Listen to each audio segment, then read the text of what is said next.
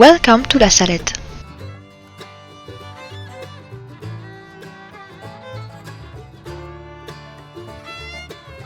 This place, located in the French Alps, where the Blessed Virgin Mary appeared to two little shepherds in September 1846.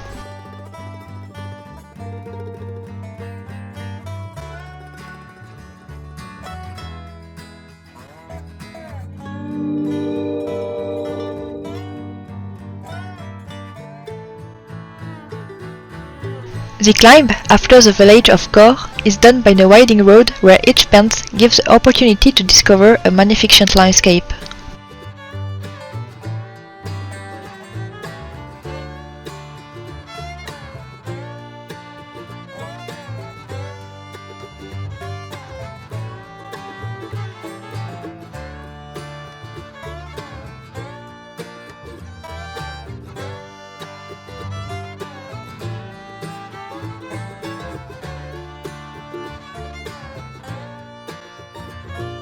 Whether in summer or winter, these panoramas amaze the eyes and the heart.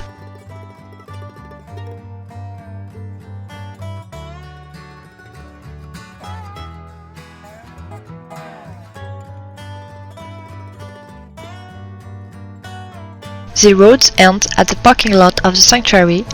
It does not go further.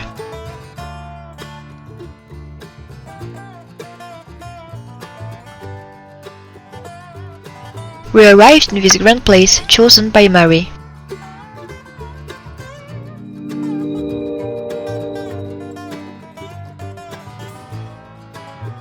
The Blessed Virgin Mary appeared on September 19, 1846 to two little shepherds in the department of Isère, in the heart of the mountain pastures, in a magnificent place in the commune of Salette, close to Keefe.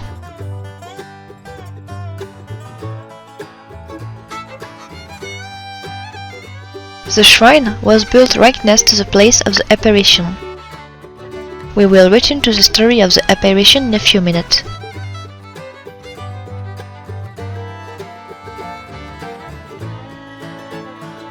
The basilica is next to Mount Plano, on which is erected an immense cross with hammer and pitcher, like the crucifix worn by the Blessed Virgin at the time of her apparition. We are here at about 1,800 meters of altitude. To the northwest, the carcass rises 2,208 meters. Its authenticity from the sanctuary. To the north, the Col de l'Éterpas, 1,953 meters, and Mont Chamoux, 2,198 meters. To the east, one sees the top of the cross of Rony, 2,259 meters. To the southwest, 15 kilometers as the crow flies, appears the magnificent great head of the Obus, culminating at 2,789 meters of altitude.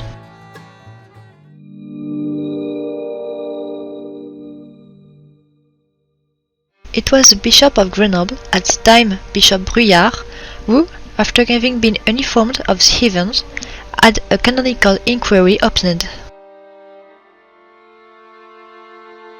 5 years after the apparition, on September 19, 1851, he published a text in which he proclaimed the authenticity of this apparition.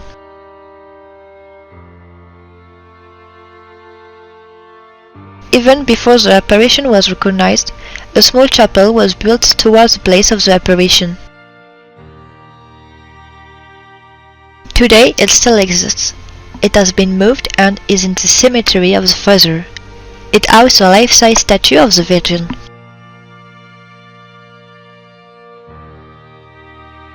The first stone of the church was laid on the mountain of La Salette on May 21, 1852, before a multitude of faithful.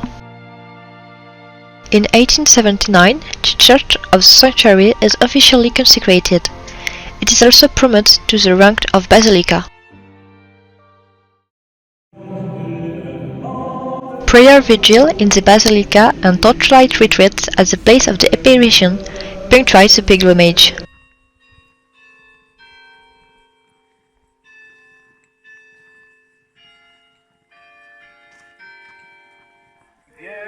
de la Salette, tous nos cœurs sont à vous. En ce jour de fête, du ciel bénissez-nous. Du ciel bénissez-nous.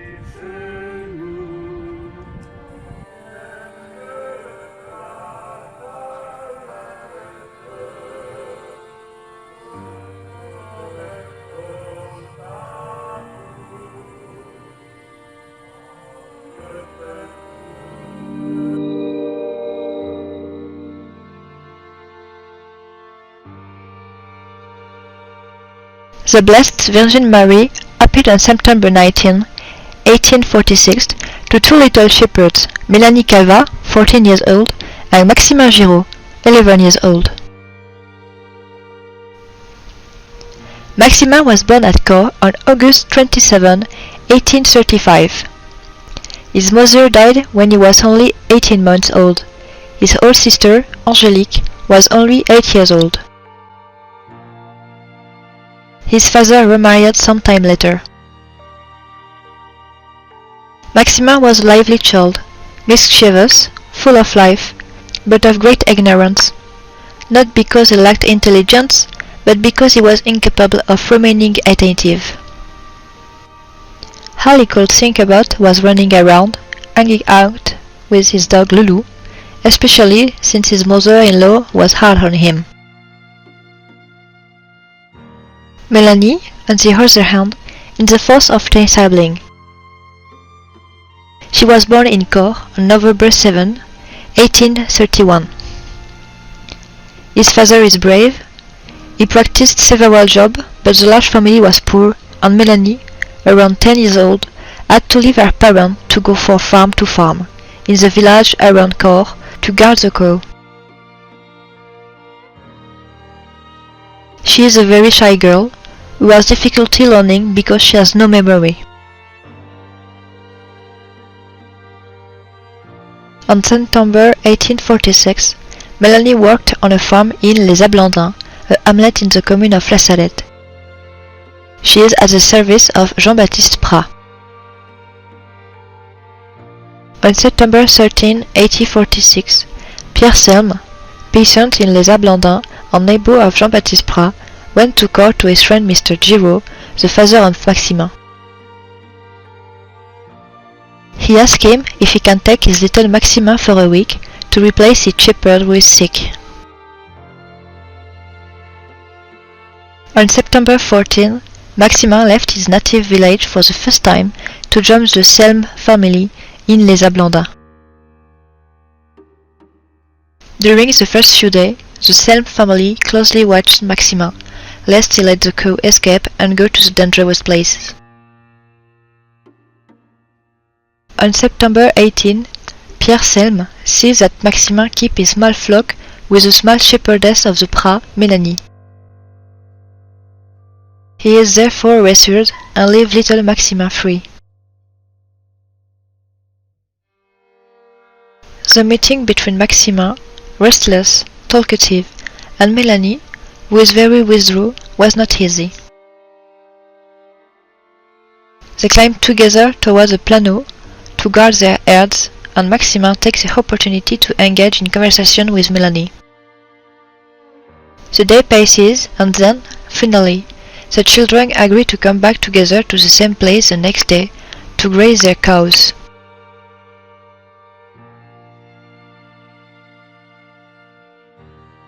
Early on September 19, 1846, the children climb the mountain with their small herds.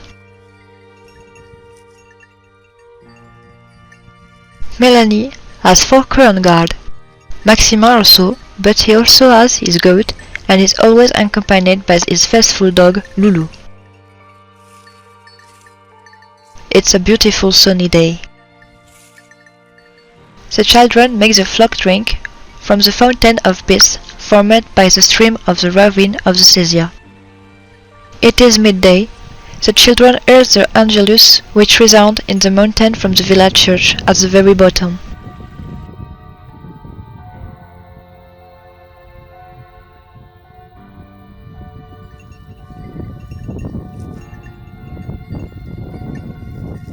They then drive the animals down the slope of the gargas. The cows graze. Meanwhile, Maxima and Melanie decide to go to the Fountain of Men.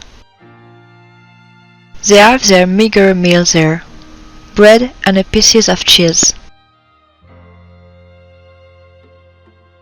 They then descend a few meters to the bowl of a fountain, where the sauces is dry.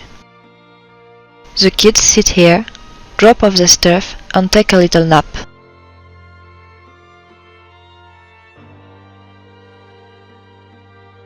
Melanie wakes up first and checks Maxima because she's worried.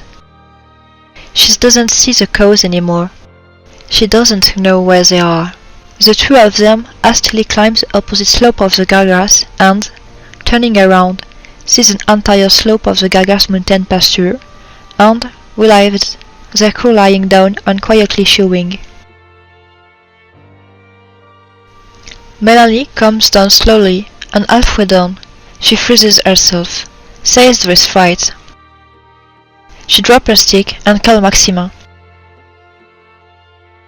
"Look here! A light!" Near the dry spring is a globe of fire. It's as if the sun had fallen there, the shepherds will say. Maxima rushes to Melanie while shouting, "She's where? She's where?"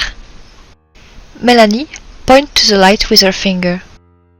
Maxima is scared and says to Melanie, "Keep your stick, I keep mine. If it does something to us, I'll give it a good shot." The globe of fire then began to stir. The light opens and a beautiful lady appears. She is seated on a rock. She holds her head in her hands, as if weighted down by pain. Her elbows are leaning on her knees. She is crying. The beautiful ladies get up, but the children remain a little higher, without moving, frightened. She said in a sweet voice, "Come on, my children, have no fear. I am here to tell you great news."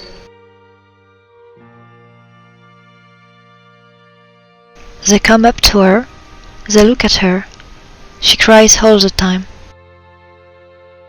The little shepherd will say, "It looked like a mother who had been beaten by her children and run away to the mountain to cry." The beautiful lady is full of light. She is tall. She wears the same clothes that the local women wear. A long dress, an apron, a bloody knock on the back, and a peasant hat. Her head is crowned with roses. Her scarf is lined with roses. Her shoes are adorned with roses too. His shoulders are loaded with a heavy chain. At his neck, a dazzling crucifix, with Jesus as alive, is hung on a finer chain. A hammer and a pincer are attached to the cross. The light that emanates from Jesus on the crucifix radiates and sparkles to the point of forming a tiara on the beautiful lady's head. The beautiful lady speaks to the two shepherds. The kid will say she cried the whole time she talked to them. Here is the message. If my people do not want to submit, I am forced to let go of my son's arm. It is so strong and so heavy that I cannot hold it any longer. Since the time I have suffered for you, if I want my sons not to abandon you, I am responsible for praying to him unceasingly. For you, other, you do not care. No matter how much you pray or how much you do, you will never be able to recompense the trouble I have taken for you. I gave you 6 days to work. I reserved the 7th for myself, and no one wants to give it to me. This is what weighed down my son's arm so much. And also, those who lead the cart do not know how to swear without putting the name of my son in the middle. These are the true things which weigh so heavily on the arm of my son. If the crop is going bad, it's all because of you. I showed it to you last year through the potatoes. You didn't mind. On the contrary, when you food spoiled potatoes, you swore. You put my son's name in the middle. They will continue, and this year, for Christmas, there will be no more. So far, the beautiful lady has spoken in French. She prevents a question from Melanie and ends her speech in patois. You don't understand, my children.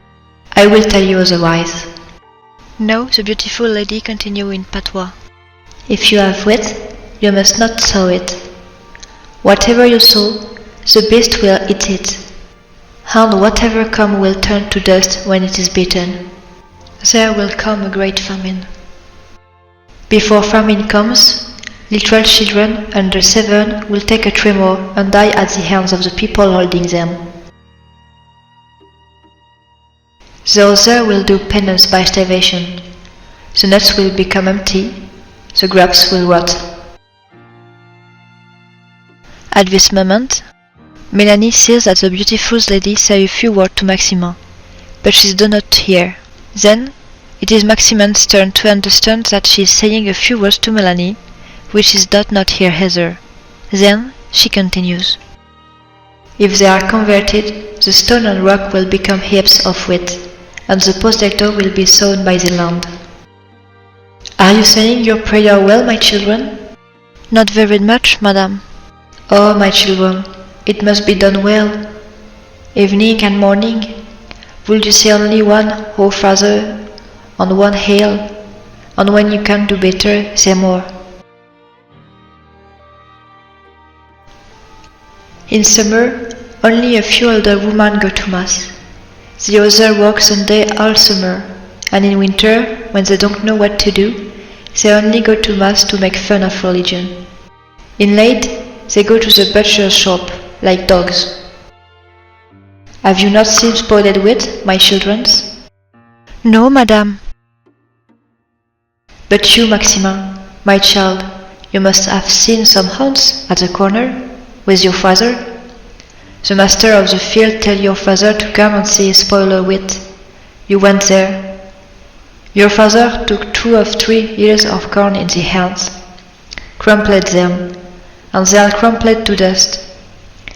When you turned around, when you were only half an hour from core, your father gave you a piece of bread, saying to you, "Here, my little one, eat more bread this year, because I don't know who is going to eat in the coming year if the wheat continue like this." Ah, yes, madame. I remember it now. I didn't remember it earlier. Before leaving them, the beautiful lady tells them again in French. Well, my children, you will pass it on to all my people. Come on, my children, pass it on to all my people. Then, moving away from the 2 shepherds, she climbed up the mountain where the children had gone to find their animals. His feet slide over the grass, without any movement. The children follow her. Sometimes Melanie passed by. When it arrived on the plateau, the beautiful lady rises and remains suspended at about 1.50 m in height. She raises her eyes to the sky and then lowers them to the earth. At this moment, his gaze crosses that of little Melanie, who is right in front of her.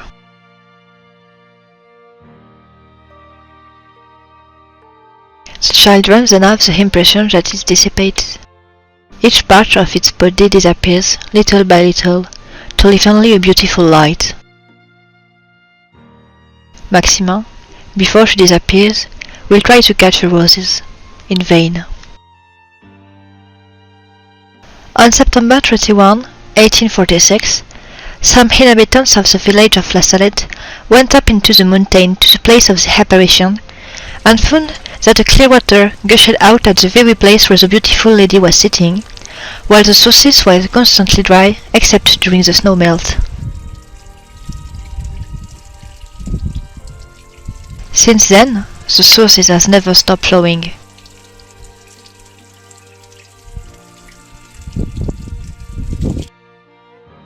Maxima and Melanie sent the message well, since the shrine has become a world-renowned pilgrimage site throughout the world. The missionary of Our Lady of La Salette and the congregation of the Sisters of Our Lady of La Salette are present in many countries around the world.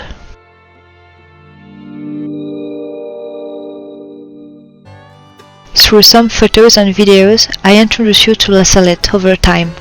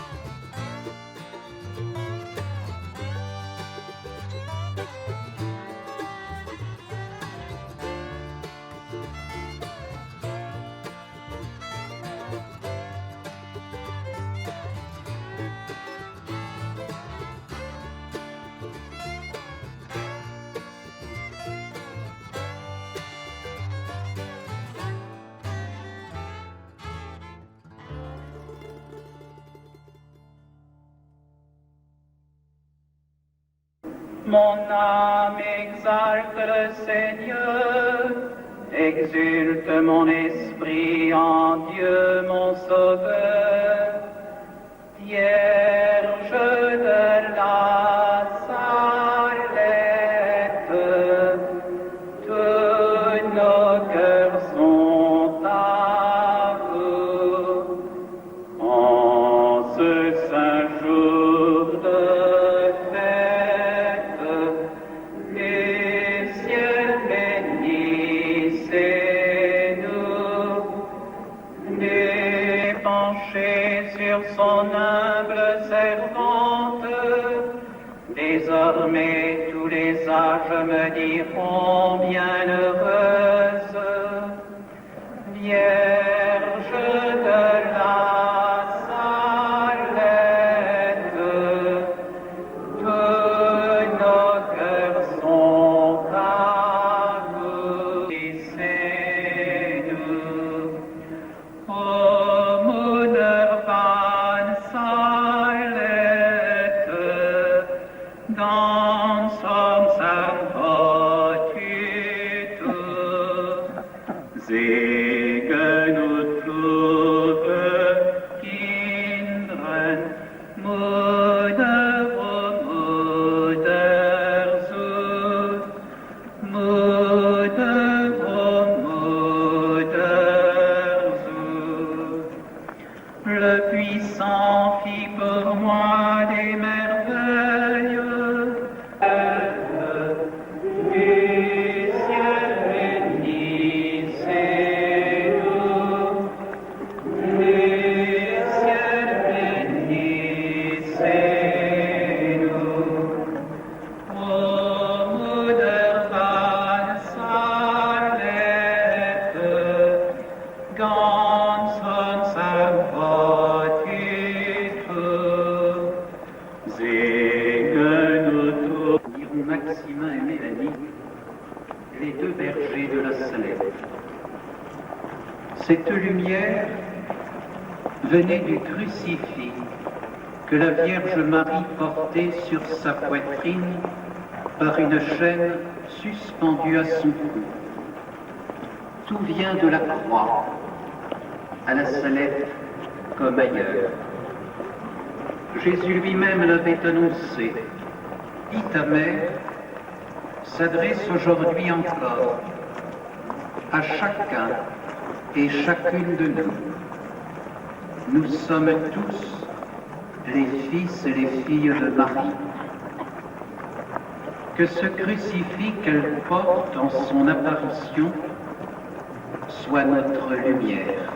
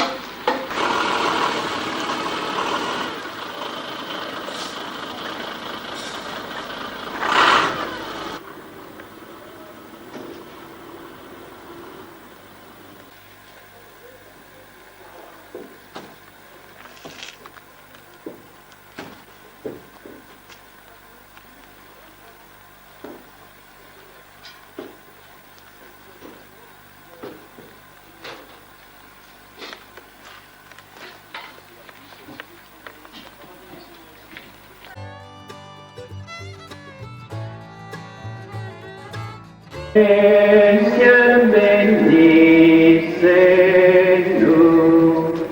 Virgin de la Salette, noi veniamo a te, lo sguardo tuo celeste, a noi rivolgi tu, a noi rivolgi tu. aller en pèlerinage c'est commencer un voyage, image de notre parcours sur cette terre. Aller en pèlerinage, c'est partir de chez soi, c'est quitter sa maison, sa famille, ses amis, c'est laisser là ses attaches, sa sécurité. Aller en pèlerinage, c'est marcher vers un but pour y prendre le salut.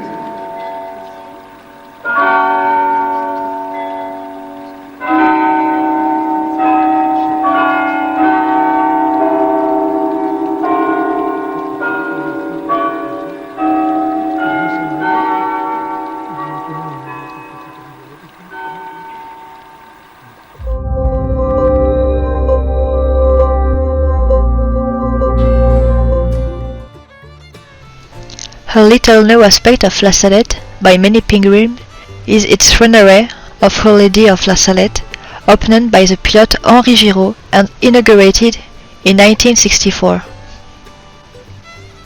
It is located to the southwest of the sanctuary of Our Lady of La Salette, at the edge of the road, a few kilometers before the sanctuary. This runway would have been seen used sometimes to refuse the sanctuary. The top of the mountain is the parking lot.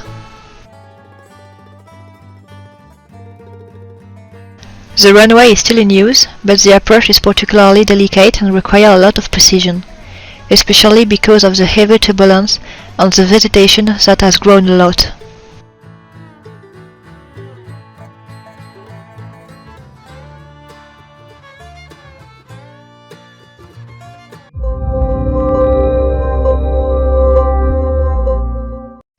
Since this year we are celebrating the 175th anniversary of La Salette. I propose to pray to the Blessed Virgin with the Jubilee Prayer. O Mary, Mother of Reconciliation, in this Jubilee year of your appearance at La Salette, full of joy, we proclaim you blessed. To implement his providential plan of salvation, God the Father has chosen you to be his favorite daughter. When the Son of God became man, to serve man, he wanted you for mother and for disciple. The Holy Spirit loved you, made you his living temple, and filled you with unique gift. At La Salette, weeping with tears of light, you showed your crucified Son. You spoke the language of the simple. You entrusted your message to Maxima and Melanie, so that it could be transmitted to all your people. Obtain for us the grace to welcome and love one another, and to work together for justice and peace. To you, O Mother, reconciling sinners, the way of hope and peace between people and cultures, we entrust to you all humanity and its common home, as well as the fear and hope that inhabit it. Speak to your Son Jesus again, so that we too can do, like you, what he tells us to do. Amen.